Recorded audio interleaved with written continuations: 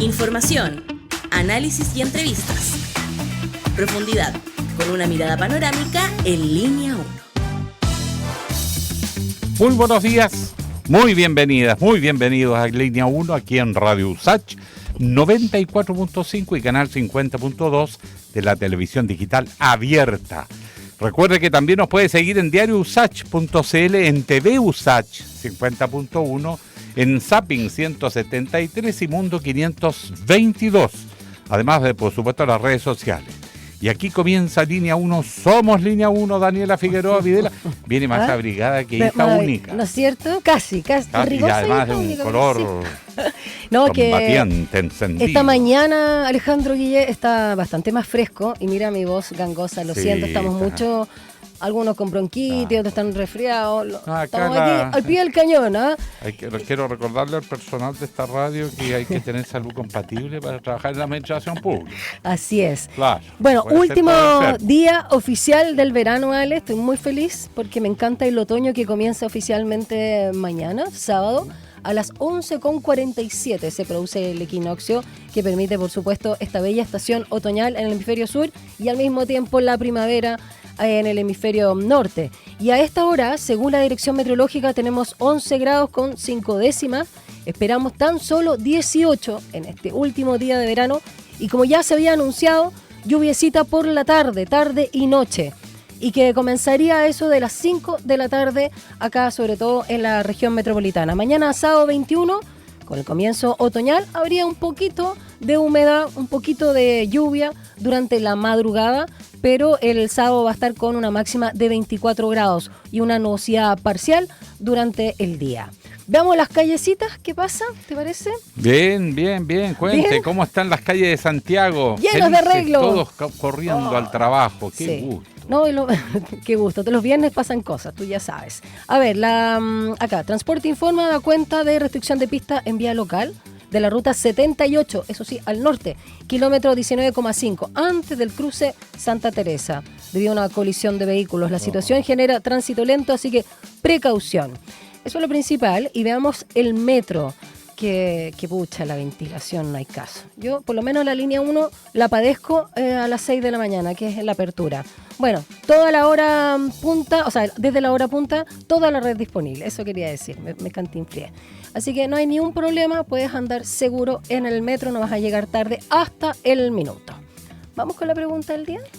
Claro, usted sabe que hay ciertos cargos que son por... Alta dirección pública, claro. Concursos, antecedentes, exacto. etcétera. Son como técnicos, supone, ¿no? O sea, claro. No son cargos políticos, digamos. Exactamente. Se supone que son cargos de inamovilidad. Para eso se hace el concurso público. Claro. Ahora, dos observaciones. El presidente que llega cuando comienza un gobierno tiene un cierto rango. 12 me parece que puede remover. Por ahí una docena de cargos que los puede suprimir.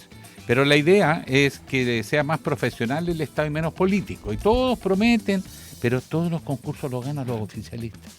Primera constante. ¿Sí? Curioso. Hay que ser oficialista para tener los antecedentes justos para el cargo. No sé cómo lo hacen, pero así resulta. Y apenas llegan, empiezan a volar a los anteriores. Pero también hay momentos en que se toma la decisión. Entonces aquí ha ocurrido un hecho polémico, o por último controversial, porque el gobierno del presidente Kast ha pedido la renuncia al superintendente de Educación Superior en medio de la etapa sancionatoria contra la Universidad San Sebastián por los altos sueldos, ¿se acuerdan? A dirigentes políticos. 15 autoridades, entre ellas la más escandalosa, por supuesto, por la proporcionalidad o falta de proporcionalidad, porque además estaba afuera, de Marcela Cubillo. Pero está Arturo Esquella, actual presidente de Republicanos, del partido, que ahora no es del presidente, pero sí, salió nominalmente, y de Manuel Guerra, que ya sabemos en qué está, además. Y entre otros. Bueno. Ocurre el reemplazo, la renuncia obligatoria, se le pide la renuncia al superintendente de Educación Superior. Entonces empieza la gente a pensar como Shakespeare, algo huele mal. En Dinamarca, ¿se acuerdan? Ya. Hamlet. Bueno, aquí algunos se hacen preguntas. ¿Qué es lo que le parece a usted? Nosotros le tendemos la pregunta y ojo, al público. Porque además el argumento, ¿no?, para pedirle la renuncia a este superintendente de Educación Superior que estaba justamente a puertas de entregar a un día las sanciones contra la universidad o estas personas en particular, es falta de confianza. Claro. O sea, se perdió la confianza. No hay razones. Ya, primera opción. Subjetiva. Es tapar la corrupción.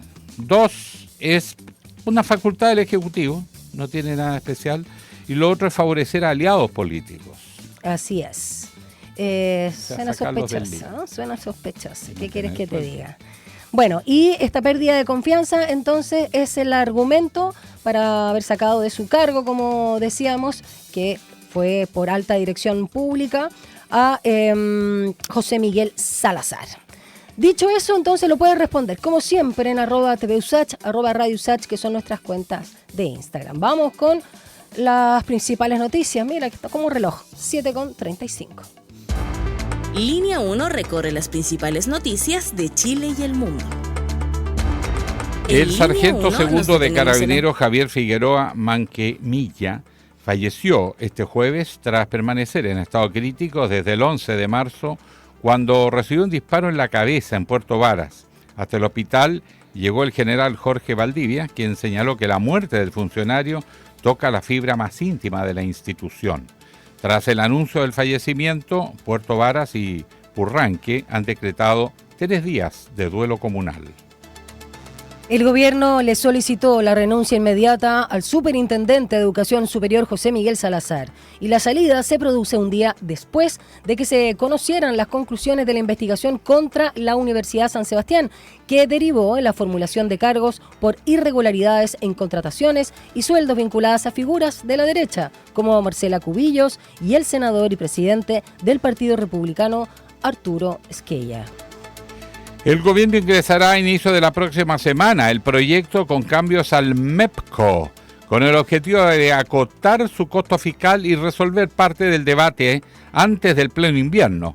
La decisión fue comunicada por el Palacio de la Moneda a la presidenta del Senado, Paulina Núñez, y al presidente de la Cámara de Diputadas y Diputados, Jorge Alessandri. El oficialismo espera una tramitación rápida para zanjar cuanto antes el tema de los combustibles. Los ministerios comenzaron a definir los criterios para aplicar el recorte del 3% del presupuesto en el marco del ajuste fiscal impulsado por Hacienda, que busca ahorrar cerca de $1.000 millones.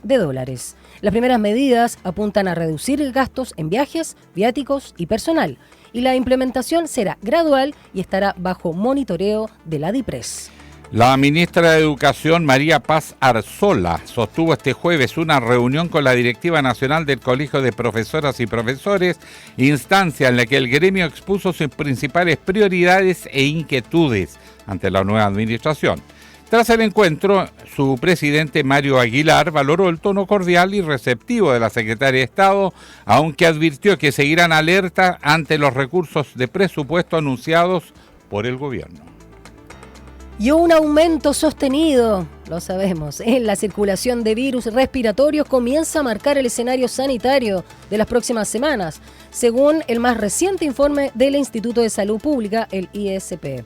De las 2.622 muestras analizadas, 978 dieron positivo a algún virus, lo que elevó la positividad al 37,3%, por encima del 26,9% registrado la semana anterior. El rinovirus lidera las detecciones con un 57,5%, seguido por el SARS-CoV-2 con el 35,2% e influenza A con un 8,2%.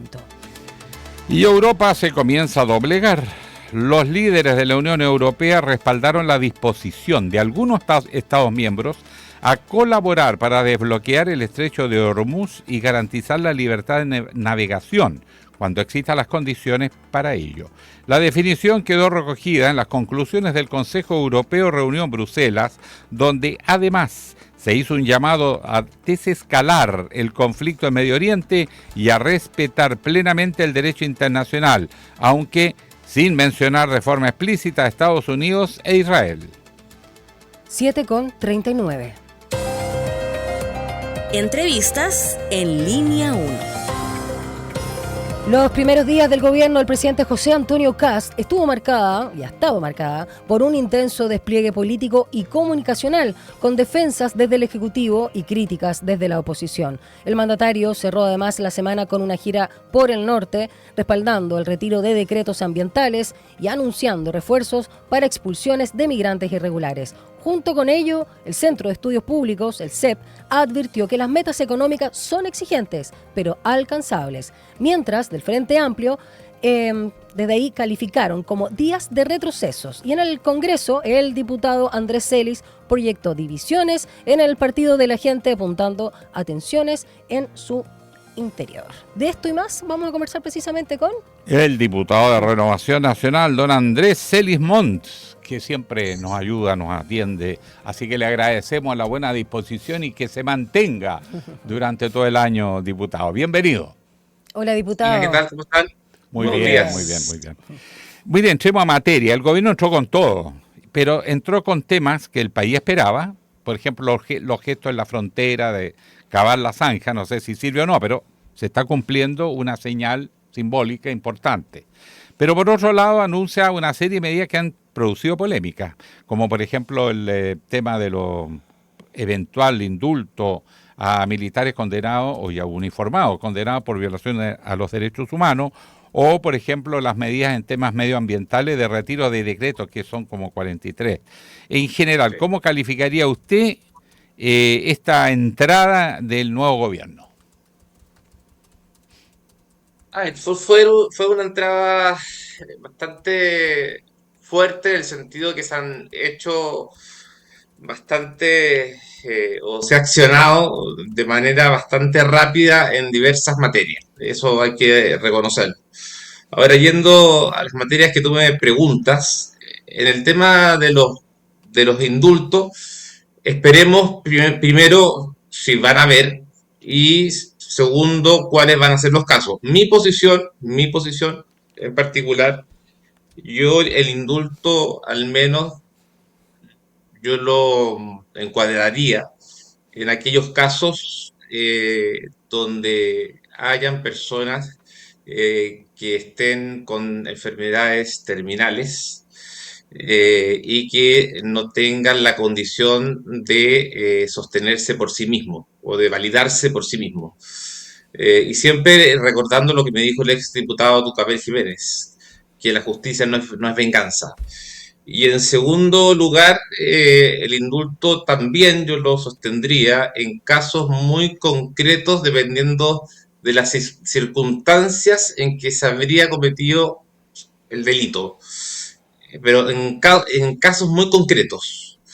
Me gusta el indulto, tengo una discusión conmigo mismo. ¿Por qué? Porque siempre está la duda del error judicial.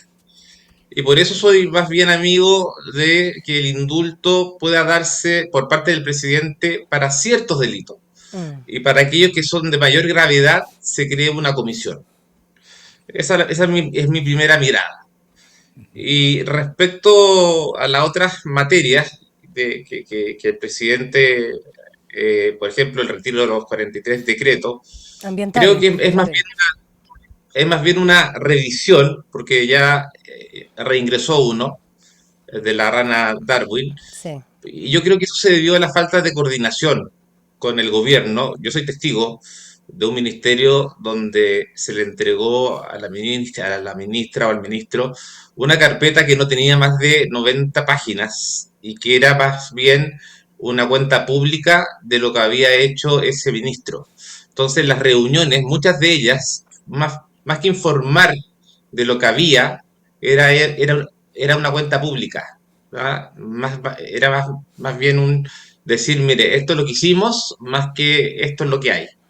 Y esto es lo que hay, y esto es lo que está en trámite, esto es lo que hay que hacer, esto es lo que firmamos. No, era más bien un rin de cuentas. Entonces yo creo que de los 43 decretos debiera reingresarse, si no todos, en un 90%. Así que yo no sería tan temeroso con aquello. Y son bien importantes. Sí, termina la idea. Sí, no, por favor. Es que lo quiero relacionar porque estos decretos del corte medioambiental, por supuesto, están relacionados también con la salud. Estamos hablando también de descontaminación, de zonas, ¿no? Que donde no solamente está la biodiversidad, sino también el componente humano. Perdóneme la voz que estoy más o menos nomás. Sí, no, no. Estamos mucho así.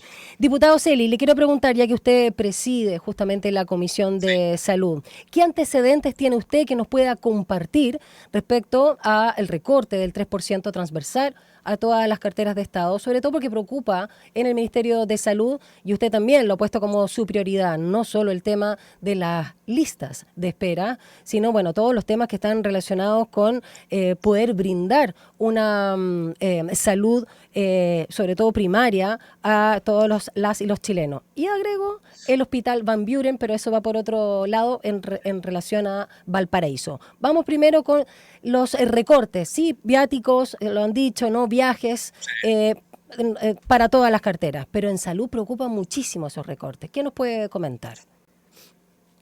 Le hice esa pregunta a la ministra el martes antepasado. Todavía no tenía la respuesta. Me junto con la ministra hoy día a las 3 de la tarde. Ujú.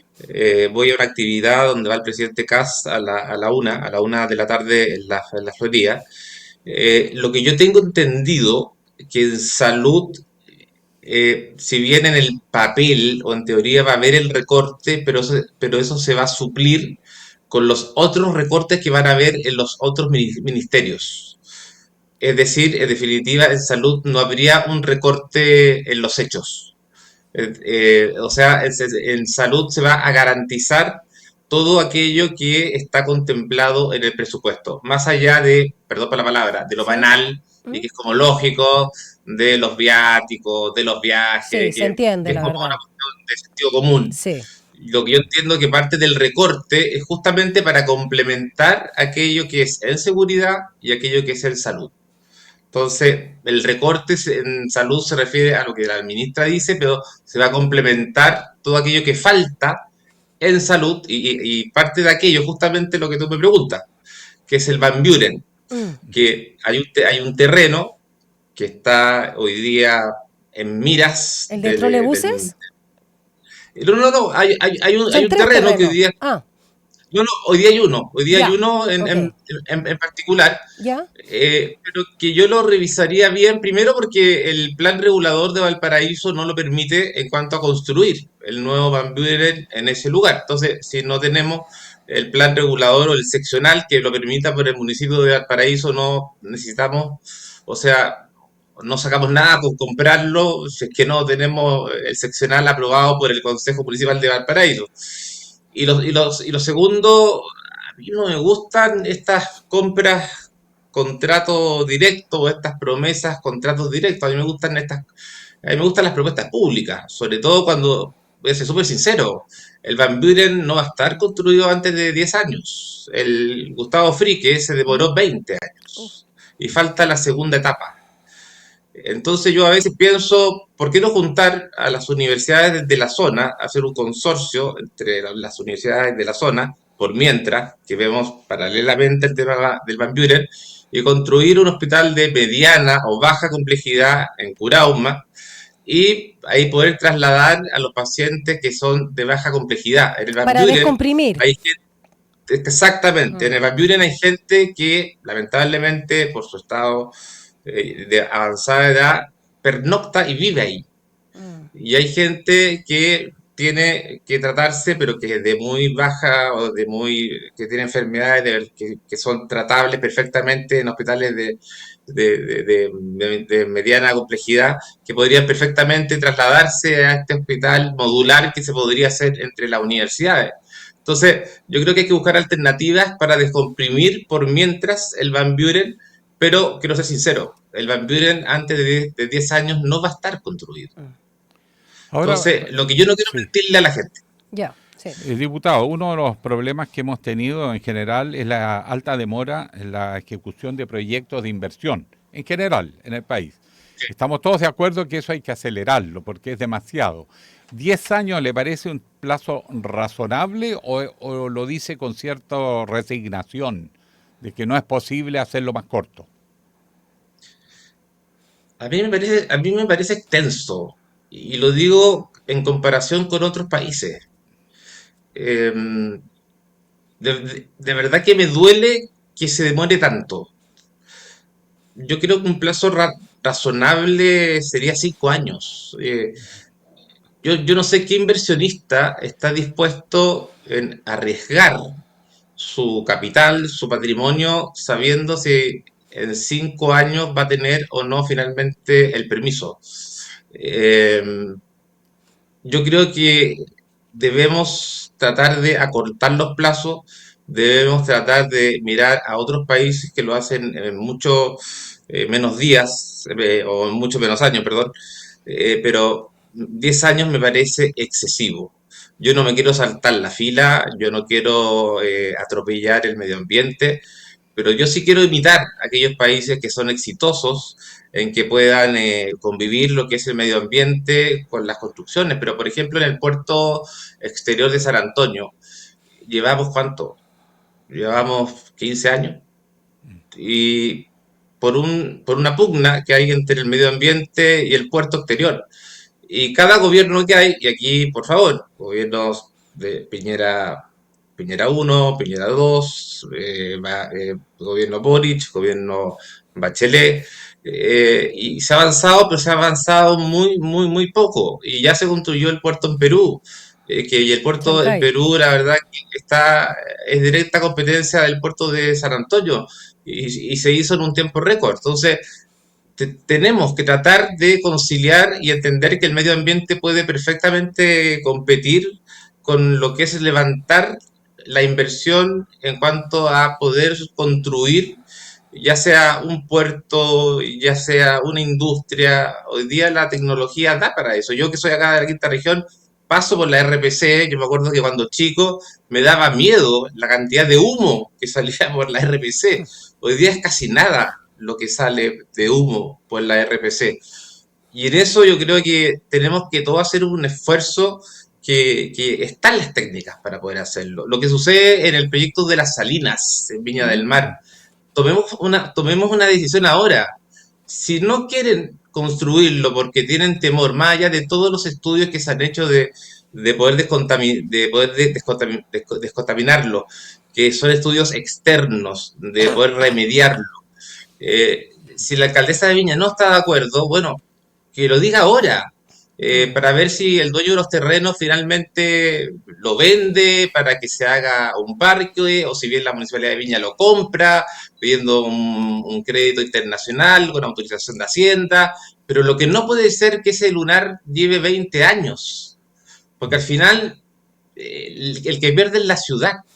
Pero esto de chutearse la pelota unos con otros y que vayan de comisión a comisión, de estudio a estudio, la verdad que el que pierde es la ciudad, y el que pierde es el dueño. Diputado Celis, volviendo al área de salud, ¿cuenta con respaldo en la Cámara y sobre todo desde el oficialismo, como usted estaba interpelando, para estas acciones en contra de la ex ministra de Salud? Porque cuando ella ocupa, de alguna manera, supuestamente ya de Contraloría lo dijo, un privilegio, ¿no? Estar, comillas, por sobre la ley, el 23 de diciembre, si no me equivoco, del año 2024, puede ser, ¿o no? O fue este mismo 25, creo, no sé. 2025. 25, sí, 2025. ha pasado tanto este 2026 Sí, que uno sí. pierde. Para una atención, ¿no?, de su madre que tenía una fractura en la cadera en El Salvador. Y la ministra Aguilera negó en su momento, pero ya la Contraloría identificó, ¿no?, llamada de sus asesores, de varios, para agilizar esa atención, que fue mucho más rápida de lo que es un caso similar, ¿no?, de otro tipo de paciente. ¿Qué acción podrían tomar? Y a la vez, por supuesto, si cuenta con respaldo, porque hay tanto tema para revisar desde lo que está entregando el gobierno de José Antonio Kast, que no sé si esa será prioridad. A ver, desde el realismo político, quiero partir primero con el tema de la acusación constitucional. La Contraloría detecta que se vulneran dos principios: el principio de la probidad Prioridad. y el principio, claro, de la ley por la ley de probidad, la probidad y el principio de igualdad ante la ley, que está consagrado en la Mm. Constitución en el artículo 19, número 2. Y eso perfectamente son causales. para poder interponer una acusación constitucional y tenemos 3 meses desde que ella cesó en el cargo. Ok. Pero yo en esto soy, reitero, realista. Si los votos no están en el Congreso, me parece infértil interponer una acusación constitucional y una pérdida de tiempo. Y para eso hay que conversarlo entre las bancadas. Lo segundo es una comisión investigadora, que es otro tema que hay que conversarlo con las bancadas. Yo no quiero anunciar para ganar un titular si no están las firmas para una comisión investigadora. Lo tercero, bueno, a interpelar ya no se puede. Lo tercero son los sumarios, y los sumarios son sumamente importantes porque van a indicar antecedentes que yo sí tengo en mi poder, pero que yo no los puedo revelar porque son parte de los derechos y deberes del paciente, para poder interponer la querella. Eh, yo lo que sí estoy cierto y seguro que se va a interponer una querella, y el tema de la comisión investigadora y el tema de la acusación constitucional es un tema que hay que conversarlo con las bancadas oficialistas. No quiero ser un llanero solidario que finalmente me quede sin piso, ni para una comisión investigadora ni para una acusación constitucional, porque va a ganar un titular y para estar el resto del año haciendo, perdón por la expresión, el loco, prefiero antes consultar y poder dialogar con mis otros pares para ver si hay Y por lo mismo, agua en la piscina. ¿cuáles son sus Sí, prioridades legislativas como presidente de la Comisión de Salud de la Cámara de Diputadas y Diputados? listas de espera urgente, ver el tema del presupuesto de salud, conocer la realidad de cada uno de los hospitales hoy día. Yo durante 20 años de mi vida me atendí en el Roberto del Río. Yo tengo gratos recuerdos del Roberto del Río. Yo de verdad me encantaba ir al Roberto del Río. Para mí era, era maravilloso ir.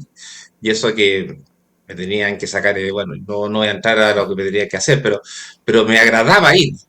Hoy día para la gente ir a un hospital público de verdad es un martirio. Quiero hacer un análisis exhaustivo de la realidad de cada hospital de público de nuestro país, lista de espera, realidad de cada hospital público de nuestro país, el tema del cáncer, que también me preocupa en demasía, y también me voy a meter en un tema que va muy unido al medio ambiente, que son el tema sanitario de los rellenos sanitarios, el tema de la basura, dónde se bota la basura, que es un tema que me parece que va muy ligado a la corruptela, y quiero dejarlo ahí, en corruptela. Creo que hay rellenos sanitarios que ya no dan para más, pero veo a muchos actores, y voy a dejarlo en esa palabra, actores, que prefieren que ese relleno sanitario afecte a los ciudadanos que viven cerca de ahí, en vez de trasladarlo a otros lugares donde no traen consecuencias negativas a los ciudadanos que vivirían cerca de ese otro relleno por algún tipo de razón, que es obvia. También me quiero meter en ese tipo de acciones, los rellenos sanitarios y otras incivilidades como son los ruidos molestos, como son estos clandestinos, que son incivilidades que ve la Seremía de Salud y que yo veo que se está dando mucho en nuestro país y que también producen mucha molestia, y aunque ustedes no lo crean, parte de los crímenes que ocurren en nuestro país se da también mucho por eso, por estas fiestas clandestinas que hay de noche, por el consumo de las drogas. Hay una nueva salud droga. mental también, ¿no?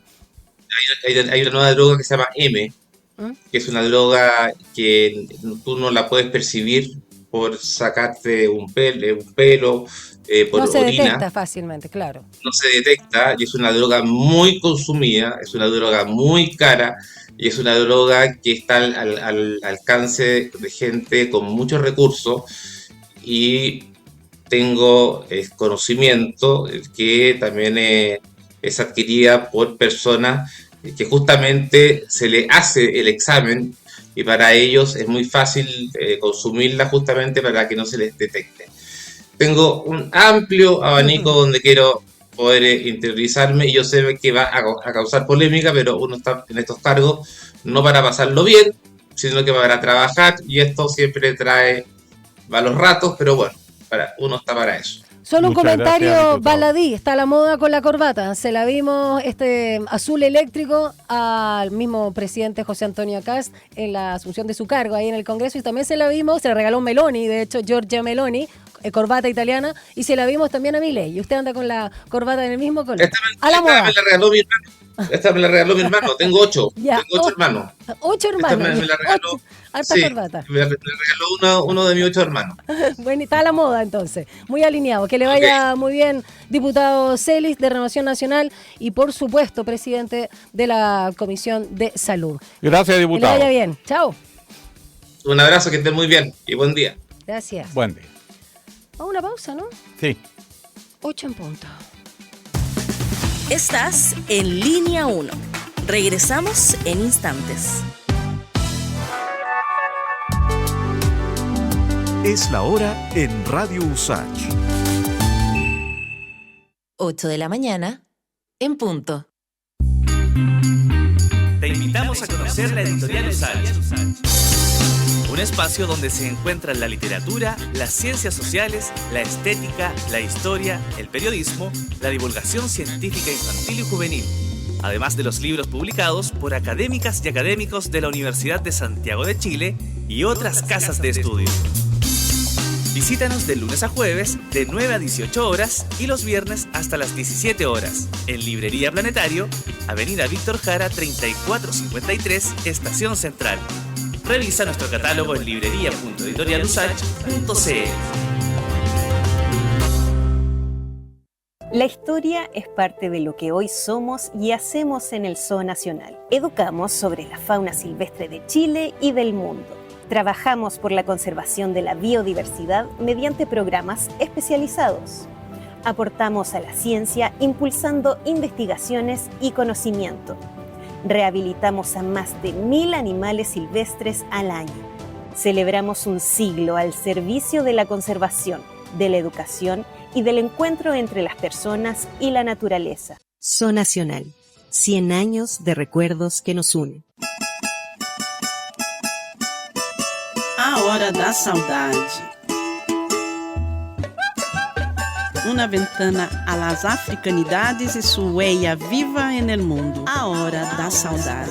Um viaje sonoro que entrelaça raízes, memórias, ritmos, expressões artísticas e sabores por meio de la música. A Hora da Saudade. Déjate envolver por esta experiencia vibrante, diversa y profundamente intercultural de la 94.5. Te esperamos cada miércoles a las 16 horas y los sábados a las 19 horas. A Hora da Saudade, de Rádio Usach.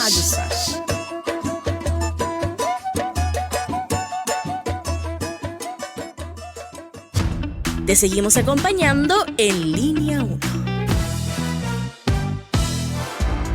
En Línea 1 nos detenemos en las noticias que definen la actualidad. El sargento segundo de Carabineros, Javier Figueroa Manquemilla, falleció este jueves tras permanecer en estado crítico desde el 11 de marzo, cuando recibió un disparo en la cabeza en Puerto Varas. Hasta el hospital llegó el general Jorge Valdivia, quien señaló que la muerte del funcionario toca la fibra más íntima de la institución. Tras el anuncio del fallecimiento, Puerto Varas y Purranque decretaron 3 días de duelo comunal. El gobierno le solicitó la renuncia inmediata al superintendente de Educación Superior José Miguel Salazar.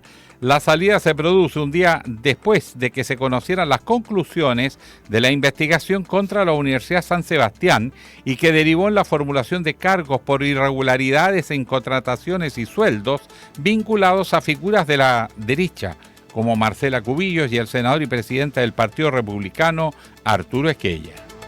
El gobierno ingresará a inicios de la próxima semana el proyecto con cambios al MEPCO, con el objetivo de acotar su costo fiscal y resolver el debate antes de que llegue el invierno. Y la decisión fue comunicada por La Moneda a la presidenta del Senado, Paulina Núñez, y al presidente de la Cámara, Jorge Alessandri. El oficialismo espera una tramitación rápida para zanjar cuando antes el tema de los combustibles. Los ministerios han comenzado a definir ya los criterios para aplicar el recorte del 3% del presupuesto en el marco del ajuste fiscal impulsado por el Ministerio de Hacienda y que busca ahorrar cerca de $1.000 millones. Las primeras medidas apuntan a reducir gastos en viajes, viáticos y personal. La implementación será gradual, se ha dicho, y estará bajo monitoreo de la DIPRES. Los líderes de la Unión Europea respaldaron la disposición de algunos Estados miembros a colaborar para desbloquear el estrecho de Hormuz y garantizar la libertad de navegación cuando existan las condiciones para ello. La definición quedó recogida en las conclusiones del Consejo Europeo reunido en Bruselas, donde además se hizo un llamado a desescalar el conflicto en Medio Oriente y a respetar plenamente el derecho internacional, aunque sin mencionar de forma explícita a Estados Unidos e Israel. 8:05. Conectémonos con nuestra estación editorial. Una de las principales banderas durante la campaña presidencial de José Antonio Kast fue el tema de la Araucanía y la violencia en la Araucanía. Han pasado algunos días de haber asumido y algunos actores de las regiones comienzan a sentir que la región está ausente, que sus problemas no aparecen priorizados a pesar que en el discurso lo estaban. Y de ello vamos a conversar con el presidente de la Asociación de Agricultores, Victoria Mayeco, asociación gremial, Sebastián Navellán, que además ha sido un amplio colaborador de la Comisión por la Paz y el Entendimiento. Don Sebastián, muy buenos días. Vamos a pedir, ahí está la conexión. Buenísima, ahí está la conexión justo con Sebastián Navellán. ¿Cómo está, presidente de la Asociación de Agricultores, Victoria Mayeco? Muy buenos días, gracias por acompañarnos. Oh, ahí no lo escuchamos. Pero sin audio. Lo vemos muy bien, falta pero vamos a pedir... Falta un botoncito ahí para el audio. Vamos a pedir si se puede conectar de nuevo, que quede ahí, por supuesto, en contacto con nuestra producción, porque sí, como tú decías en la intro, Ale, hablan de que no están tomando en consideración justamente a la región de la Araucanía. Está todo concentrado en la frontera del norte. Sí, eso puede ser por agenda de gobierno y eso es lo que inquieta en la zona, porque ellos piensan que los problemas de la Araucanía son permanentes y lo otro es un tema más transitorio y que además no se ha hablado de los temas que estaban en la Comisión por la Paz y Entendimiento. Exacto. Parece que un trabajo que se hizo y que fue transversal no está puesto ahí como antecedente para la toma de decisiones y las políticas públicas para la Araucanía, que se ha mantenido en un estado de excepción permanente durante el gobierno anterior, sí. Pero los 4 años prácticamente de que se tomó la primera vez la decisión y ya quedó en los hechos permanentes. Y también hay inquietud por saber si hay alguna posibilidad y perspectiva de poder salir de ese estatus de una zona intervenida, que no se puede hacer una cosecha y los militares rondando, las policías rondando, lo que crea una cierta inseguridad, sobre todo para los inversionistas. Sebastián, y por lo tanto, Sebastián, ahora sí lo tenemos en línea. Obviamente, la pregunta que le íbamos a hacer tiene que ver con la situación de la Araucanía, con los acuerdos de la Comisión de la Paz y Entendimiento, que hasta aquí en estos primeros días no aparece anunciado en primer plano. ¿Ustedes cómo van siguiendo este tema? ¿Qué piensan de que estén más preocupados de otros problemas que son legítimos, pero no de la Araucanía expresamente? Pucha, Cai, tampoco lo escuchamos. Cai. ¡Ay, sí! Muy bien. Ahora. Excelente, Ya. había que apretar un botón. Sí, siempre un botón. Ahí logramos. Excelente. Ya. La pregunta, la Araucanía en la agenda del gobierno. Perfecto. Ya. Yo escuché perfecto. Ya, vamos entonces.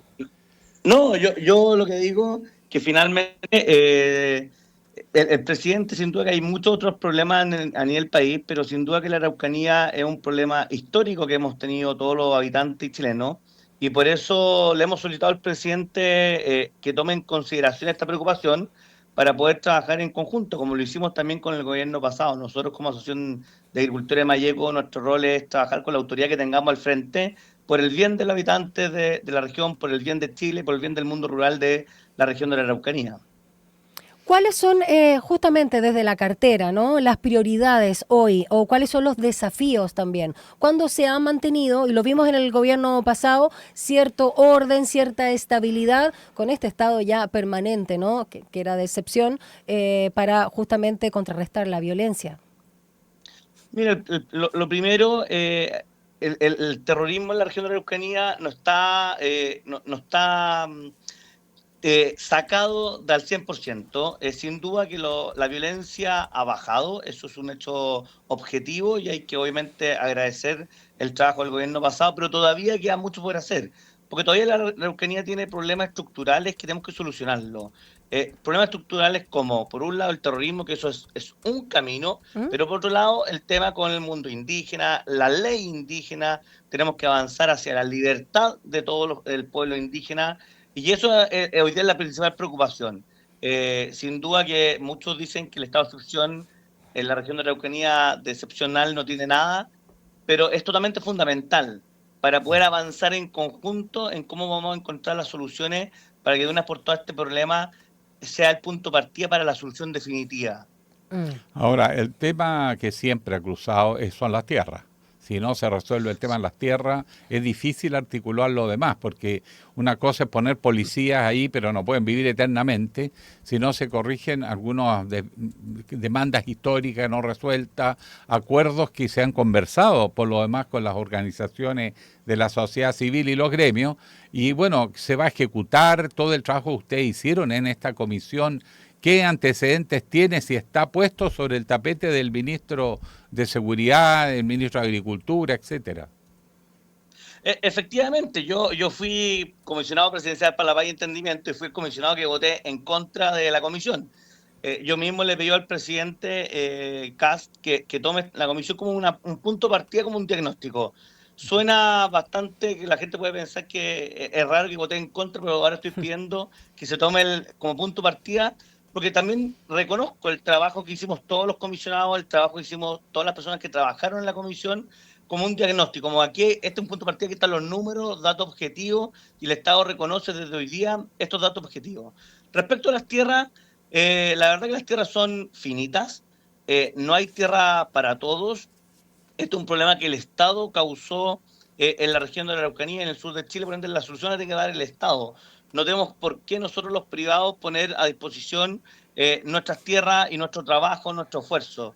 Aquí hay que tomar en cuenta que cuando llegamos los colonos, las familias colonas a la Araucanía, todos tuvimos que pagar nuestras tierras, nuestras familias tuvieron que trabajar arduamente para poder pagar lo que el Estado nos trajo. Y por eso creemos que el Estado en parte tiene que buscar la solución. Creo que la solución tiene que ir por compensación económica, pero también algo sumamente importante, como buena política pública, lamentablemente no se puede entregar un beneficio a todos.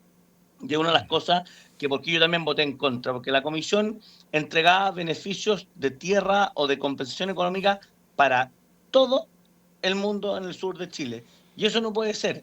Hoy día nosotros tenemos que tratar de que la ley sea un mecanismo para poder entregarle a tierras o compensación económica a los títulos que tienen desmedro de cuando se hizo la colonización, e ir ajustando. No se pueden repetir los títulos. La ley hoy día repite los títulos de merced, no tiene tope en repetición. Hay títulos que se han repetido 15 veces y se han entregado beneficios durante 15 veces a distintas comunidades con el mismo título. Eso no puede volver a ocurrir. Como también no puede ocurrir que la ley les prohíba a las comunidades indígenas, por ejemplo, arrendar. Y cuando digo arrendar, puede ser arrendar, hacer medería, hacer asociaciones. Hay casos súper puntuales y que me encantaría que las comunidades puedan tener el mismo beneficio.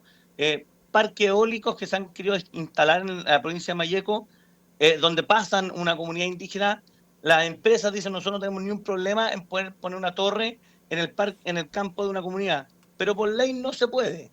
Por ende, esa comunidad nuevamente se ve perjudicada por una ley que les tiene tomados de pie y mano a las comunidades indígenas. Por eso digo que hay que trabajar hacia la libertad absoluta del pueblo indígena.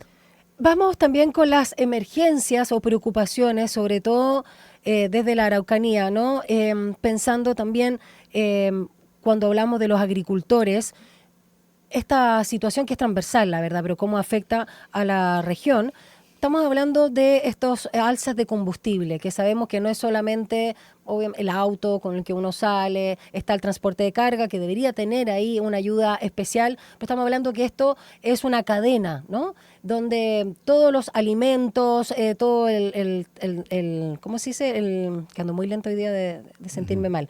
El traslado de bienes y servicios es fundamental. Entonces, ¿cómo ustedes también están viendo? Estamos esperando, por supuesto, que den las indicaciones de lo que va a ser esta situación de ajuste al MEPCO. ¿Y ustedes están pidiendo algo en particular? Sí, a ver, efectivamente esto golpea a toda la cadena productiva. Nosotros como Asociación de Agricultores y como agricultores en Chile ocupamos mucho combustible para nuestras máquinas, para el transporte de los productos. Claro. Hay un alza del dólar, nosotros compramos en dólares nuestros productos químicos y fertilizantes. El fertilizante llega en barco, hoy día hay un quiebre de stock de fertilizante para la siembra de este año, y eso nos estaba perjudicando en el costo. Estamos pasando por años sumamente complejos. Nosotros como agricultores tenemos a nivel mundial muy buenos rindes.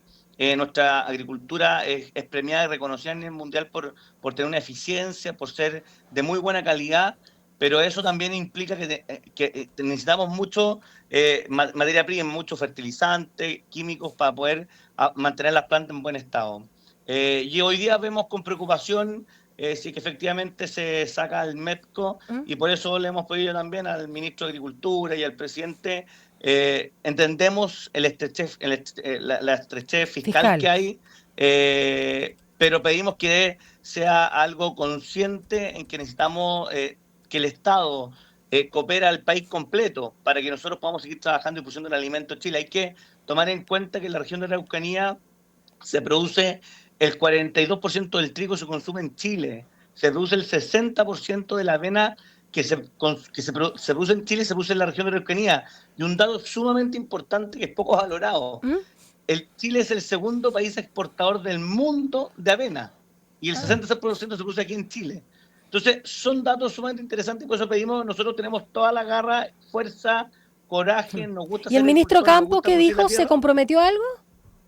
Nosotros nos juntaremos con él la próxima semana. La SNA, a través de Antonio Walker, se juntó con él la semana pasada, y obviamente ya estamos empezando a trabajar para ver cómo podemos subsanar esto, cosa que la producción de alimentos no se vea perjudicada. Yo creo que esa preocupación el Estado y el presidente la tiene absolutamente, y en eso yo vamos a buscar sí o sí una alternativa para que beneficie finalmente a todos. Aquí hay que tomar en cuenta que no solamente nos beneficia como agricultores y como empresarios, sino beneficia y da seguridad a todos los chilenos que el alimento va a seguir estando en la mesa de cada uno de ustedes. Una consulta por mi parte. El gobierno removió al director de la CONADI por negarse a retirar decreto de compra de tierras de la Contraloría. Él, había sido designado por alta dirección pública, pero al margen de eso, el tema específico de este decreto, ¿ustedes comparten la decisión o hay alguna consulta, algún antecedente que nos puedan aportar de por qué se hizo? Miren, dos cosas. Álvaro Morales lo conocí mucho, me tocó trabajar con él en la Comisión de Paz y Entendimiento, en ese tiempo era fiscal, después fue director. Creo que es una buena persona, una persona que conoce el tema indígena. Y el dato extra, yo vivo en Traiquén, él también es de Traiquén, así que nos conocemos, pero estoy seguro que hay mejores soluciones respecto a qué hacer con la CONADI, y comparto la decisión del presidente de la República de removerlo, porque es un cargo de confianza, es un cargo donde tenemos que estar alineados con lo que el presidente y la directriz del gobierno tenga respecto al tema indígena. Y efectivamente, hoy día no podemos meterle más presión a la compra de campos, de tierra, porque hoy día hay una misión país de producir alimentos, y para eso necesitamos más tierra para poder producir más alimentos. Gracias, Sebastián Avellán, presidente de la Asociación de Agricultores Victoria Mayeco y ex comisionado de la Comisión por la Paz y Entendimiento. Que le vaya muy bien, lindo fin de semana. Hasta luego, Sebastián. Que tengan un muy buen día, hasta luego. Gracias, chao. 8:18. Conectémonos con nuestra estación editorial. Dentro de los temas que han estado en el debate, uno que ha impactado más fuertemente es el retiro de los 43 decretos medioambientales presentados por el gobierno del presidente Gabriel Boric, y que el presidente Kast ordenó sacarlo. Y eso ha tomado dimensiones muy amplias. Estaba viendo información de Bloomberg, quien se hacía algunas consultas y algunas preguntas que vale la pena tener presente, porque generalmente en los debates nosotros nos quedamos en Chile. Si favorece a un sector político, sabemos que hay otro que está en contra, pero en el suma y resta nos quedamos como que un debate interno. Y la verdad que en el mundo globalizado nada es un debate interno, porque Bloomberg, que es una agencia con prestigio internacional, ha dicho que esa medida tan drástica amenaza con dañar la reputación ecológica de la nación latinoamericana. En un momento, además, agrega que busca impulsar la inversión. Exacto. O sea, la inversión en los tiempos modernos no es el capitalismo depredador. Los propios países desarrollados están comprometidos con normas de reducción, salvo Estados Unidos, claro, y algunos otros, de las normas de protección ambientales, que además dañan la salud de la población.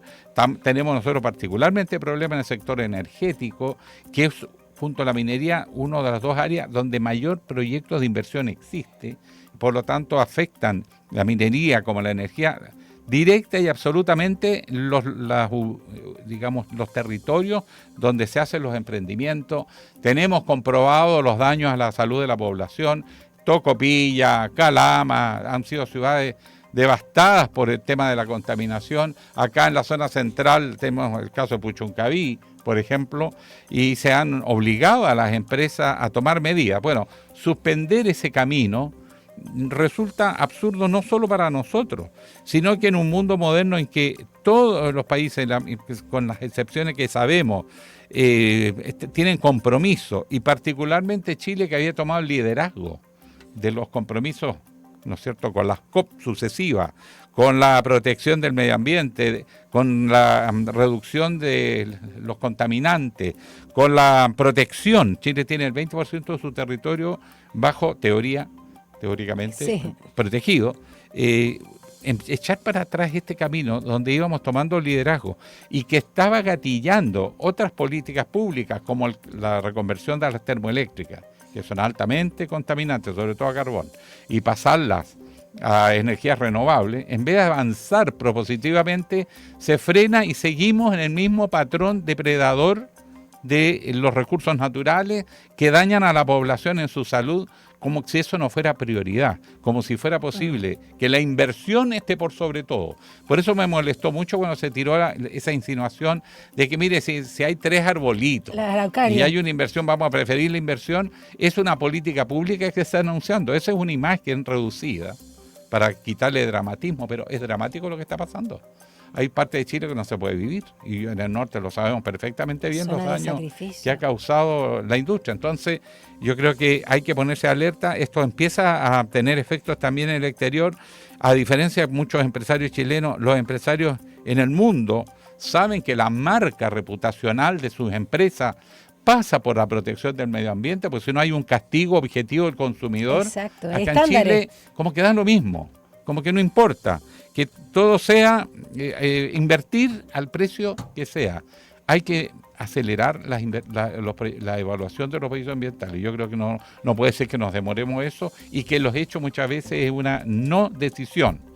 Hay que tomar las decisiones con criterio técnico, evaluando cuál es el real impacto, y cuando daña, no, y de una vez. Pero eso no significa que en aras de que el país necesite inversión y que necesita cortar los plazos, echemos para adelante con todo y la salud de la población sea la afectada. Yo no sé qué le va a decir el presidente a un niño en Puchuncaví cuando salen con vómitos de los colegios. En Antofagasta nos ha pasado también, en la región, de situaciones que hay que levantar las clases porque ya no puede ser más el nivel de contaminación. Son ciudades declaradas saturadas. Entonces suponíamos que estábamos avanzando hacia la civilización, y esto puede ser una amenaza de retroceso. Ojalá lo revisen, después lo dejen pasar, pero que no frenen este camino, porque de verdad a nivel internacional lo van a pagar caro por los proyectos de inversión. Ha dicho 8:23. Combinación Línea 1. Diversas miradas de la actualidad. Gonzalo Espinosa. Habemos ranita, protección de la ranita de Darwin, al menos, ¿no? Sí, el pingüino quedó. El pingüino de Humboldt quedó está congelado todavía. Se está cuartelando el pingüino de Humboldt en este Literal, minuto. Sí. Se preparan para las movilizaciones de los pingüinos. Pero la ranita saltó, al menos. Finalmente el símbolo del rock era este. Yo estaba haciendo ayer que era de la U. Ese es de la candidatura de Alejandro Guillermo. La U son dos. ¿Ya? Porque hace la forma de la U. A ver. No sé si muy no sé interesante esta hora de la mañana. mañana. Saluda como los rockeros. No, pero el del rock es así. así. El del rock es así. Este es el del rock. Estoy tan enferma que no sí.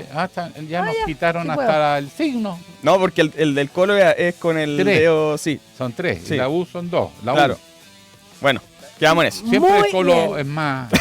Muy bien. Hoy día les quiero hablar de esto que es nuestra pregunta del día.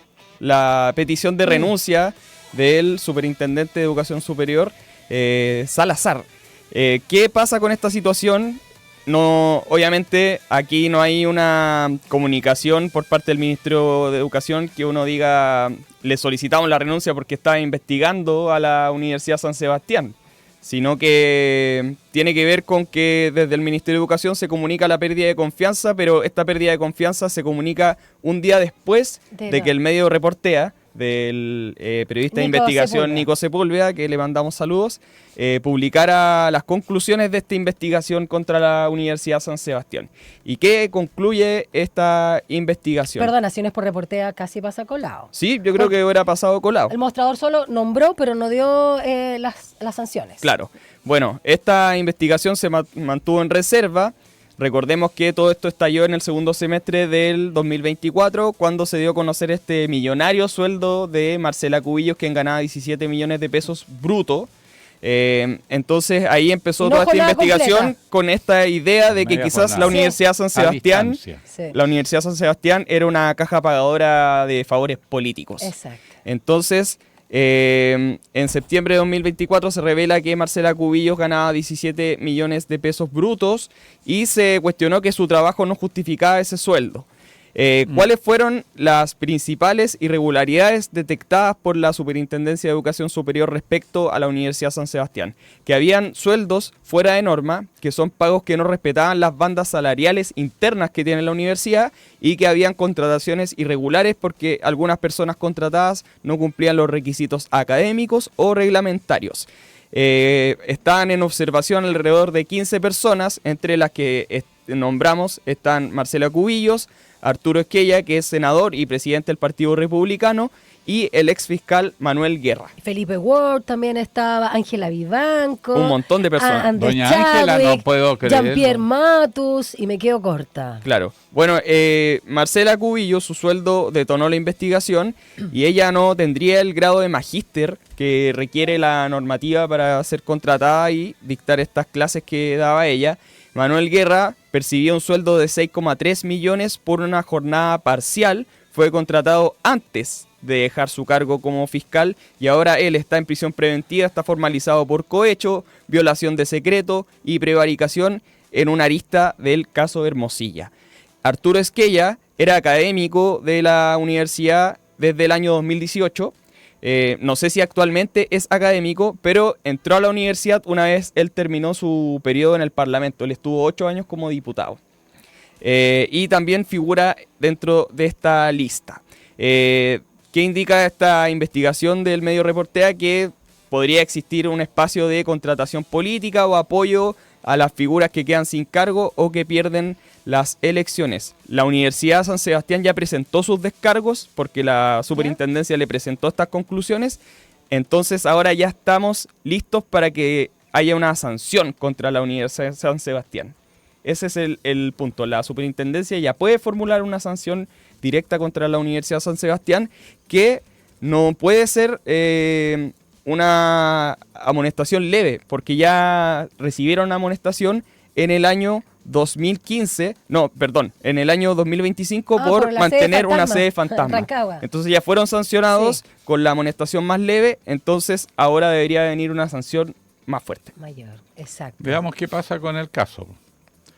Ahí vamos a ver cuál fue la real motivación para sacar, aunque, como dice, es sospechoso. Es sospechoso. Claro, en este momento se está formulando la sanción. Huele raro. Se está cocinando ahí. ¿Y no se ha sabido nada de Marcela Cubillos todo esto?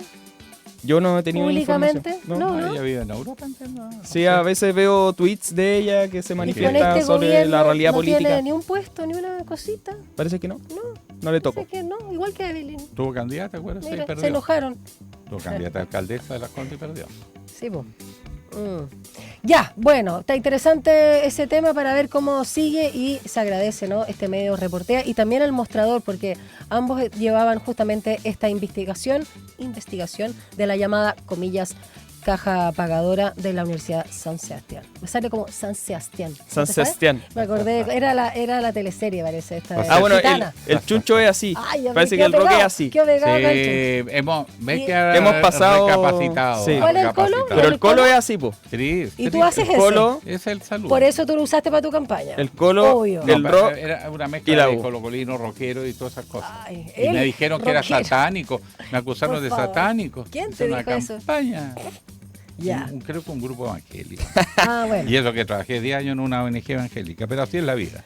Vamos a una pausa. La U se convenció que la U es la U es así, claro. El rock es así y el colo es así. Yes. ¿No? ¿Y Guachipato? Guachipato, no tengo idea. Es humo. Ya, 8:30, vamos a una pausa ya, regresamos con más en Línea 1.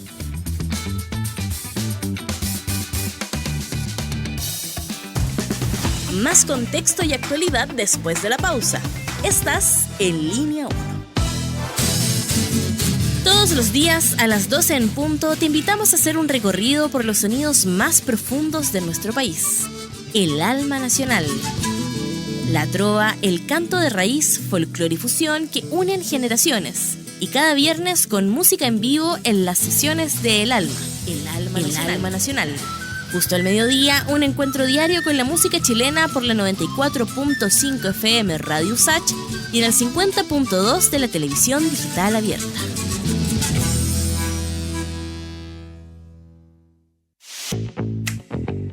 Te invitamos a Somos Expertas, Nuestra Voz. En esta temporada podrás seguir conociendo las historias de vida de distintas mujeres expertas, sus trabajos, estudios e investigaciones que buscan hacer de este mundo un lugar mucho más justo. Conéctate a Somos Expertas, Nuestra Voz, cada miércoles y sábado a las 13 horas por la 94.5 FM, el canal 50.2 de la televisión digital abierta y en nuestras plataformas digitales. Radio Usach, Nuevas Voces. Cada domingo a la 1 de la tarde, una reunión imperdible con esas melodías y canciones que dejaron una huella en nuestras vidas. No quiero soñar 1000 veces más. Nada se pierde, todo se transforma. Te invitamos a viajar en el tiempo por los más diversos ritmos y géneros musicales junto a Ecos del Ayer, música para recordar. Ecos del Ayer. No lo olvides, Ecos del Ayer, cada domingo a la 1 de la tarde por Radio Usach. Nuevas Voces.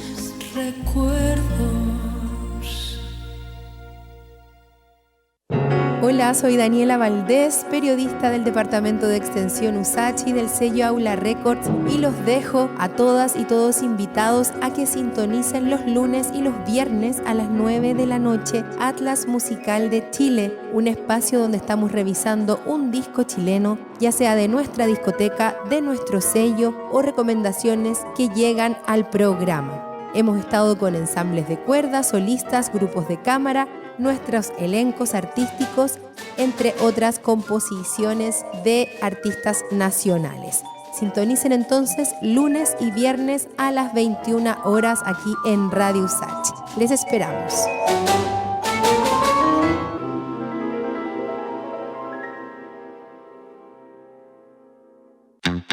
En Enlace Usach aportamos a un debate democrático y diverso más allá de la contingencia, de la mano de una amplia red de panelistas, nuestras nuevas voces.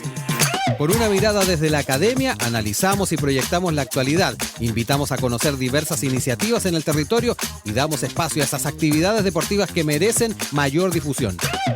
Enlace Usach, de lunes a viernes desde las 9 de la mañana por la 94.5 FM y el canal 50.2 de la señal digital abierta. De regreso a Línea 1 con una mirada crítica y en profundidad. Un diálogo a fondo. Entrevistas en línea 1. Estamos viviendo varios problemas nosotros con la migración. Primero porque confundimos migración con crimen organizado. Entonces eso hace que se mezclan ambas cosas y se vea al migrante casi como con un prontuario. Y la verdad que malandrines hay que han llegado de afuera, pero también los hay dentro de casa. Obviamente. Y de los migrantes, la inmensa mayoría no es delincuente, pero si queda en situación de vulnerabilidad, termina atrapado muchas veces, y lo vi en el norte, informé en su oportunidad al gobierno cuando era senador, no me pescaron ni embajada, y miren el problema que tenemos ahora. Pero además la migración tiene un impacto económico, que se habla para los países de origen por las remesas, pero también en los países a los que llega, sobre todo como países como Chile, que la población nativa no crece. El año pasado no crecimos. Exacto, el tema de la natalidad. Entonces, y aportan mucho los migrantes cuando están en el mercado laboral, porque igual ahí está la informalidad, ¿no? Y la precariedad laboral, que también hay que... De esto vamos a conversar con el jefe de la carrera de Ingeniería Comercial de la FAE, la Facultad de Administración y Economía de la USACH, Orlando Balboa. Profesor, ya columnista nuestro. ¿Está contento hoy día? Está sonriente. Sí. Cara maldadoso hoy día. No, ya dormí mejor, digo. Y hay lluvia, un poquitito de lluvia, pero yo sé que para otra gente es complejo la lluvia, digamos. Depende de la cantidad de agua que cae en poco tiempo. Yo sé que en Chile cae un poco de agua y se inunda. Y no, aquí se anuncia y se corta la luz. ¿Te has fijado? Sí, viene frente al tiempo y se cortó la luz. Estamos claros, un poquito de viento. No aguantamos. Pero está contento por eso, porque está ansioso de que llegue el otoño y la lluvia, ¿no? Un poco ansioso porque se vienen los alumnos ya a entrar en el semestre que comienza. Entonces, eso. Afírmate, Catalina. Buenísimo. Oiga, profesor, vamos al tema migratorio. Primero, ese estigma entre migración y delincuencia. ¿Qué fundamento tiene eso de realidad? Y segundo, la gente no valora el aporte del migrante. El migrante formal, que entra, que se le dan los papeles, tremendo aporte. Mira, hay que pensar que en Chile ha habido un crecimiento importante de la población migrante. Yo diría que el 2010 comenzó, hasta nuestros días comenzó un incremento sustancial. Y hay que pensar que en el 2010, 2011, el 2% de la población eran inmigrantes y actualmente casi el 10%. Eso significa que básicamente se ha quintuplicado la población de migrantes en 10 años y actualmente tenemos una población de 1,9, según el INE, las cifras del censo, 1,9 millones de migrantes, siendo principalmente provenientes de Venezuela. Entonces, anteriormente eran peruanos y en menor medida bolivianos, ¿no es cierto? Eran los países de origen o sea, ciudadanos de esos países que decían... Pero eso es histórico, ¿eh? Es histórico, pero Venezuela es un caso bien particular, porque te das cuenta que la situación política y económica se deterioró mucho, digamos, con finales de Chávez, ya venía deteriorándose, con Maduro una caída sustancial de la producción y también hay temas políticos, digamos, represión, y eso generó un éxodo masivo, lo que le llaman la diáspora venezolana. Los datos además nos dicen cosas bien interesantes. El venezolano o el inmigrante en general tiene mayor años de educación que el chileno. En promedio tiene 13 años, comparado como 11 y tanto que tiene el chileno, ¿no es cierto? En general tiene una mayor formación educacional en promedio, sobre todo en estudios superiores, ¿te das cuenta? Pero el problema es el mercado, la institucionalidad del mercado del trabajo. O sea que el mercado del trabajo, lo que dicen los economistas es que debe responder dos preguntas. Y esto también es válido para la gente que proviene de otros países, ¿no es cierto? Que es, en el corto plazo es, ¿puedo conseguir o no un trabajo? ¿Ya? Pero en el largo plazo, ¿en qué tipo de trabajo quiero? ¿Qué tipo de trabajo? ¿Te das cuenta, no? Entonces, esos dos temas, digamos, yo diría que no están siendo respondidos para el inmigrante. El inmigrante llega, muchas veces no consigue empleo. Es cierto que hay una red de inmigrantes, los inmigrantes forman redes, ¿no es cierto? Estos llamados guetos, donde los inmigrantes principalmente viven entre ellos, es porque existe una red de colaboración entre ellos, ¿no es cierto? Dado que no hay políticas públicas, digamos, que permitan la absorción del inmigrante, sobre todo en temas del mercado laboral y temas culturales, ¿no es cierto? Eso también causa esto, claro, tiene un beneficio para ellos asociarse, están entre ellos, pero también genera un aislamiento respecto a la mayoría de los ciudadanos chilenos, digamos, que desconocen y que los ven como que esto, además con las noticias de la violencia, el Tren de Aragua, ¿no es cierto?, y bandas que representan la minoría del sector inmigrante, ¿no es cierto?, hace que el chileno diga, no, acá los inmigrantes, además de venir a quitarnos los puestos de trabajo, lo cual eso básicamente no es cierto, porque son muchas veces trabajos que no acepta el chileno, digamos, o que simplemente ellos muestran en algunos casos que yo me he dado cuenta incluso en la atención del inmigrante y la responsabilidad, digamos, que uno podría decir, ojalá uno tuviese este tipo de empleados, digamos. Mire, en la agricultura, tanto en el norte como acá en la zona central, es migrante un porcentaje enorme. Pero además, ¿cómo te atienden? La calidad de la comida en los restaurantes extranjeros, peruanos ni hablar. Pero en general, además en el comercio, se nota de inmediato un trato diferente. Uno dice lo que quiere comer y te llega lo que pediste. Cosa que también nos extraña un poco. En las bombas gasolineras, y de repente son ingenieros que se te están atendiendo. Es una cosa insólita. Yo no logro entender, porque además aportan a la economía en la medida que son insertados en el sistema. Quiero agregar el dato del aporte, porque el año 2024 el Servicio Jesuita Migrante señaló que la población migrante contribuyó con un 10,3% del PIB chileno. Esto es del 2024, aún no tenemos los datos del 2025, que es superior, dice, a su peso poblacional, que es para el 2024 el 8,7%. Y este dato, y respecto a lo que decía también Alejandro, debería ir incrementándose, por ejemplo, pensando en el recién pasado 2025, el aporte que han hecho al PIB la población migrante. Mira, yo creo que el aporte, hay un estudio que hizo el Banco Central, lo que llamamos los factores que inciden en lo que se llama el PIB potencial, lo que tú potencialmente pudieses llegar a producir si existiese pleno empleo, los factores productivos, ¿no es cierto? Y el factor el migrante, digamos, el inmigrante, ¿no es cierto?, como no está insertado, ¿no es cierto?, tú mismo lo decías, claro, no está, que era la respuesta del sistema de la institucionalidad laboral, en qué tipo de trabajo me gustaría estar, digamos. Entonces, tú ves médicos, ¿no es cierto?, que de repente están dedicados principalmente en el comercio, en el sector de comercio era uno, o en hotelería, gastronomía, digamos, son los dos principales sectores que los inmigrantes están siendo acogidos porque hay menos barreras para el ingreso de este tipo de personas, digamos. Claro. En cuanto claro, uno puede entender en el sector salud, ¿no es cierto? Tú tienes que tener ciertos requisitos para poder desarrollarte como médico. Hay una prueba también de homologación. Claro, entonces hay temas que tienen que ver con las validaciones de estudio, ¿te das cuenta? Y eso genera... ¿Cómo se llamaba esa prueba? Tenía un nombre raro. En UCOM, no me acuerdo cómo se llama. Sí, tiene que dar un examen. Para medicina. Entonces, y eso genera de algún tipo, lo que llamamos los economistas como una barrera de ingreso, entrada de este tipo de capital humano que traen ellos, ¿no es cierto?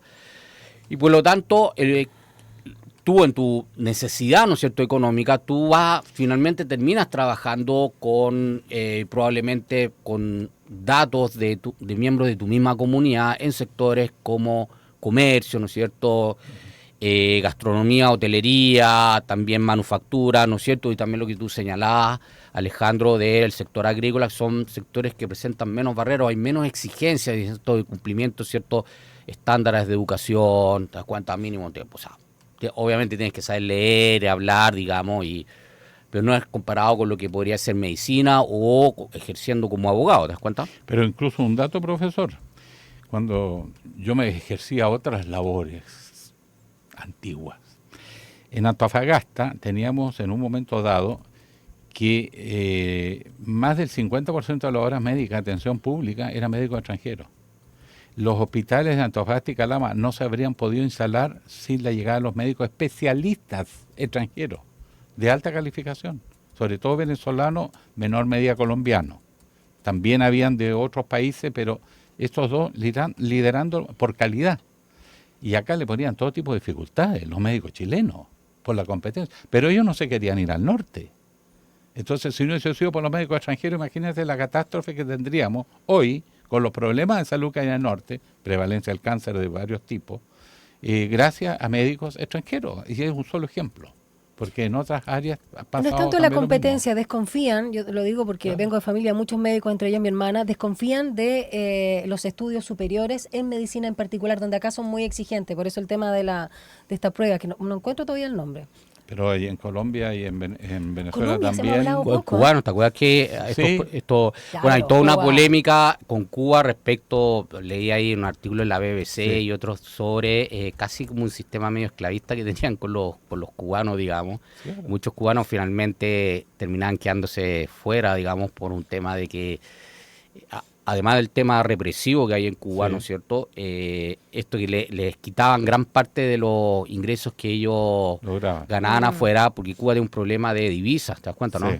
Entonces, pero bueno, hay un tema ahí que lo que decía el Banco Central era que el PIB potencial de Chile podía ser mucho mayor de lo que es debido al inmigrante, pero por temas institucional del mercado laboral, ¿no es cierto? Hacía que muchas veces los médicos o abogados, personas con un alto capital humano o con ciertas competencias necesarias, no pudiesen dedicar profesionalmente en las ocupaciones que requieren ese tipo de capital humano y terminaban haciendo otras cosas, digamos.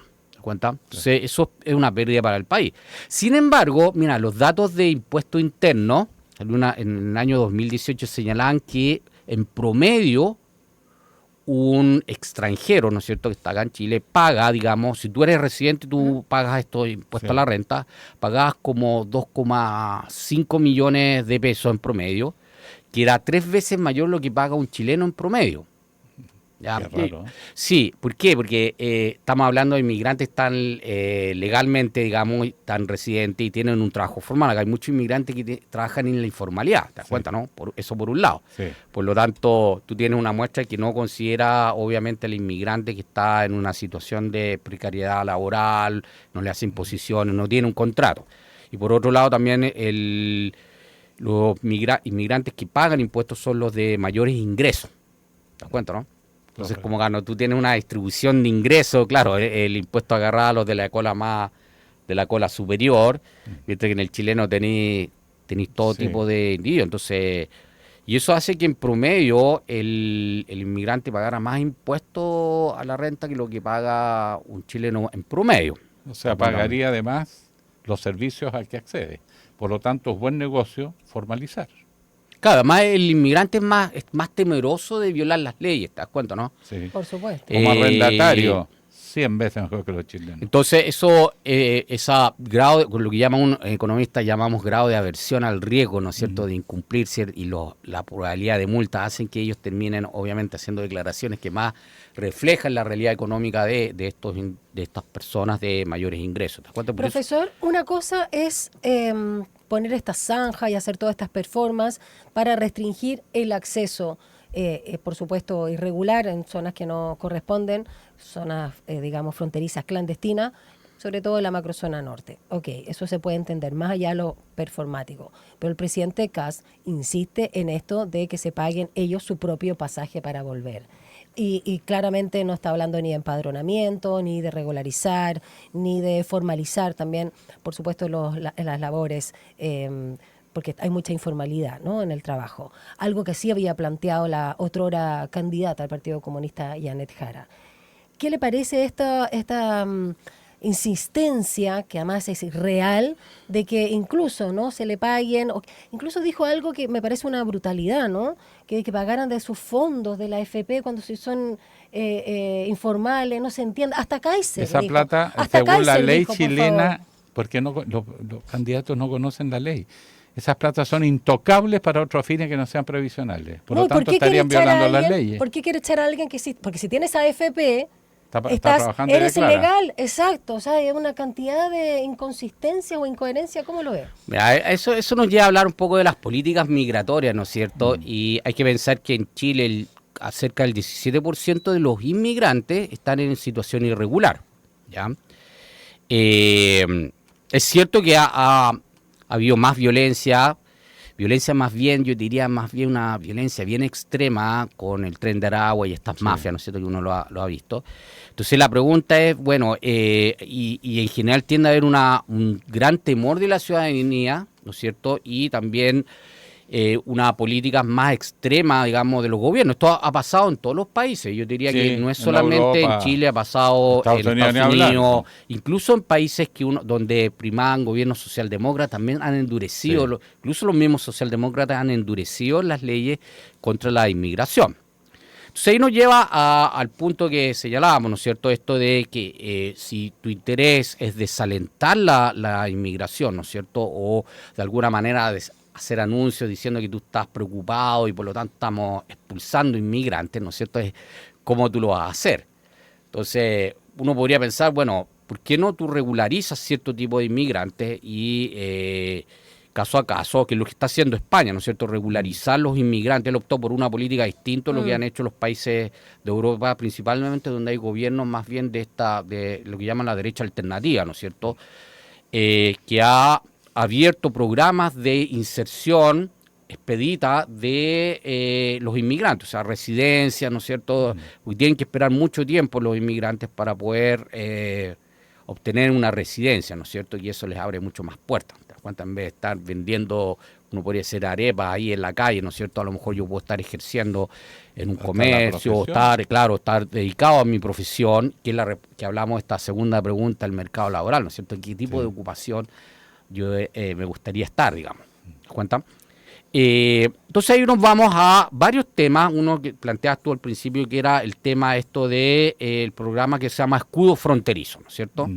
Esto de construir zanjas, muros, que yo creo que es una idea que él de alguna manera copia, aunque él lo había dicho, ¿te acuerdas anteriormente su candidatura cuando estaba con Boric? Habló él de la zanja, ¿no es cierto? Le pusieron efectivamente Don Zanja, ¿no es cierto? Que es un proyecto, ¿no es cierto?, que pretende él crear este muro, ¿no es cierto?, zanja de aproximadamente 500 kilómetros en la frontera con Perú, ¿cierto?, que no va a ser licitado. Lo estaba leyendo que básicamente va a contar con los recursos del Ministerio de Obras Públicas y del Ejército, digamos. Además de destinar, ¿no es cierto?, militares y policías al control de la frontera. No sabemos cuánto va a costar, pues no se ha dicho. Él habla mucho. Mantención. Exacto, la mantención. Usted lo que es la arena en el desierto. Sí, pues. Entonces, o construirlo, mantenerlo, es caro. Y está hablando por un lado el tema del déficit fiscal, ¿no es cierto?, los recortes, el 3% de los gastos de los ministerios, ¿no es cierto?, y que probablemente, ¿no es cierto?, esto del tema del CEP con la eliminación. Y por otro lado también está incrementando, ¿no es cierto?, el gasto. Va a haber un gasto que no sabemos cuánto es, ¿no es cierto?, y la efectividad queda bastante en duda, porque Trump creó un muro, ¿no es cierto?, su primer gobierno, de aproximadamente 720 kilómetros en la frontera, donde hubo un reforzamiento de las murallas, ¿no es cierto?, unas rejas. Pero si tuvo alguna incidencia, yo te diría que fue más efectivo lo que está haciendo ahora, porque hay más temor de los inmigrantes de crear ha sembrado más. Exacto, ha sembrado, claro, de las redadas y deportaciones masivas que hace. Eso tiene por un lado, digamos. Si yo vengo de Venezuela, migrando con mi familia, crucé por Colombia, crucé por Ecuador, pasé por Perú, pasé por selva, por desierto, llego a la frontera, una zanja de 4 metros de profundidad, ¿me va a detener? No, claro. Y segundo, ¿conocen los chilenos lo que es la zona norte? El desierto, la arena, lo que pasó con las minas antipersonales para el conflicto con Perú, ¿se acuerdan? Comienzo de la década del 70, que casi nos fuimos a los combos. Estaba Pinochet en esa época. La arena con las lluvias, porque realmente llueve, se desplazan. Entonces, después los mapas, con las minas. el mapeo no coincidía donde estaban las minas. Un alto funcionario de la embajada perdió una pierna con eso, de la Cancillería, perdón. Ahora, además de eso, una última reflexión. Las zanjas, la arena se empieza a desmoronar. Y segundo, los migrantes conocen los derroteros y los cambian. No son permanentes, no son fijos. Entonces le ponen un muro acá, se van por otro lado. ¿cómo van a controlar eso? Mejor regularicen, sale mucho más barato. Exacto. Y sí, hay que poner límite a la cantidad de migrantes, porque esto es un problema en todas partes también. Sí, pero por ejemplo el tema de la violencia, esto, mira, yo no sé si tú te acuerdas del debate de Trump con Hillary Clinton, ¿no es cierto?, donde tocaron el tema del migrante. Ella dijo algo que era bien interesante, que era lo que deben hacer muchas veces las autoridades y los gobiernos es conversar con las comunidades de inmigrantes. Quienes más conocen quién es el inmigrante, el tipo de inmigrante son las mismas comunidades. Yo creo que los gobiernos en general no tienen ni idea ni siquiera cuáles son el chileno, dónde están los chilenos con menores ingresos y la ayuda económica, menos van a conocer el mundo del inmigrante, ¿te das cuenta, no? Y trabajar además con los alcaldes de la zona, porque ellos también saben dónde están principalmente residen los inmigrantes. Uno ve acá, ¿no es cierto?, en esta comuna hay muchos inmigrantes y comunas. Si tú tienes que trabajar con ellos de forma tal de que queremos, ¿no es cierto?, ayudar a eliminar este estigma de que el inmigrante aquí viene a delinquir, ¿no es cierto? Y también queremos saber sobre las bandas organizadas, ¿no es cierto? Y un trabajo de inteligencia tú lo tienes que hacer con las comunidades. Porque por más que tú construyas zanjas, ¿no es cierto?, o mines el mar, vas a tener inmigrantes, van a encontrar la forma de poder bypassear todo esto obstáculos, digamos, porque al final el impacto va a ser mucho menor. Pero si tú no trabajas con las comunidades que ya están instaladas acá y haces un trabajo estrecho de inteligencia y de apoyo, va a ser más difícil el combate a la delincuencia, ¿no es cierto?, y a las bandas organizadas criminal que se organizan desde el extranjero, como pasa el caso de las maras en Los Ángeles, ¿no es cierto?, y acá el Tren de Aragua y otras bandas, incluso hay ciertos, dentro de la comunidad china también uno tiene bandas, digamos, y yo creo que también chilenos hay bandas afuera, nosotros chilenos exportamos también estos productos no tradicionales, tenemos claro. Nuestra fama, tenemos nuestra cuenta, ¿no? Pero un clásico. es lanza, es ladronzuelo, más que el que si no nos organizamos tanto, parece, bueno, menos pero mal. ahora están... Pues se organizan ellos, claro. tienen Ya, nos tenemos que despedir, faltan 5 minutos para las 9 de la mañana. Muchísimas gracias, profesor Orlando Balboa, jefe de carrera de Ingeniería Comercial de la FAE USACH. Que tenga precioso fin de semana, que disfrute con lluvia. Con sí, lluvia, con un si está poquitito contento de como lluvia, niño así chico. que, Feliz. Ya, así que Muchas gracias. Muchas gracias a usted por la gentileza de recibirme y nos veremos más adelante. Eso, hasta la próxima, que le vaya muy bien. Hasta luego. La agenda del día en línea 1. A las 9 de la mañana, el presidente José Antonio Kast, es decir, en 4 minutos más, junto a la ministra del Deporte, Natalia Ducó, anuncia la postulación oficial de Santiago como sede para la realización de los Juegos Olímpicos de la Juventud 2030. Gran iniciativa. Esas son las cosas que hay que hacer. Bueno, a las 12, el Comité Estratégico, Auditoría y Revisión Fiscal del Gobierno anterior ahora va a realizar su primera sesión. Y a las 12:15, el presidente Kast, junto a la ministra de Salud, May Chomalí, declara alerta sanitaria nacional para atender las listas de espera de 27.000 pacientes oncológicos. Y yo declaro que se viene duro el tema de las enfermedades estacionales asociadas con los fríos, las gripes. Lo decíamos en titulares, Sí, de hecho. Así que empezar a cuidarse. Vamos y con la los pregunta del resultados. día. Exacto. Claro. El gobierno de Kast pide la renuncia al superintendente de Educación Superior en medio del proceso sancionatorio contra la Universidad de San Sebastián. ¿Qué te parece? 4% dice que es parte de la facultad del Ejecutivo. Una cierta cantidad de superintendentes los puede cambiar, aunque sea por alta selección. Un 26% dice que se busca favorecer a aliados políticos que están metidos en el enredo. Casi todos. Y un 70% que esta parte simplemente corrupción que hubo con esto de financiamiento ilegal de la política. Así es, la famosa caja pagadora. Muchas gracias a todos los que participaron. Nos despedimos cuando faltan 3 minutos para las 9 de la mañana y aún no alcanzamos los 13 grados en la capital, esperando una máxima tan solo de 18, con incluso para los escépticos pronóstico de lluvia a partir de las 5 de la tarde. Que estén muy bien. Ya viene Rodrigo Alcaíno con una nueva edición de Enlace USACH. Chao.